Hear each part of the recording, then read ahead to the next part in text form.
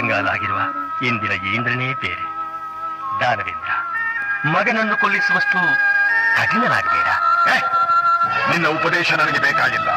ನೀನವನನ್ನು ಕೊಲ್ಲುವೆಯೋ ಇಲ್ಲವೋ ಮೊದಲು. ಇಲ್ಲ, ನನ್ನಿಂದ ಸಾಧ್ಯವಿಲ್ಲ. ಸಾಧ್ಯವಿಲ್ಲ. ನಾನಿಲ್ಲದ ಸಮಯದಲ್ಲಿ ಗರ್ಭದಲ್ಲಿದ್ದ ಅರ್ಭಕನನ್ನು ನಾಶ ಮಾಡಲು ಬಂದ ನಿನಗೆ ನನ್ನ ಆಜ್ಞೆಯನ್ನು ಪಾಲಿಸಲು ಸಾಧ್ಯವಿಲ್ಲ. ದಾನವೇಂದ್ರ, ಅಂದು ಇವನನ್ನು ಕೊಲ್ಲಲು ಬಯಸಿದ್ದಕ್ಕೆ ಇಂದು ಸ್ಥಾನಭ್ರಷ್ಟನಾಗಿ ನಿನ್ನ ಅಡಿಯಾಳಾಗಿ ಅಲೆದಾಡುತ್ತಿದ್ದೇನೆ.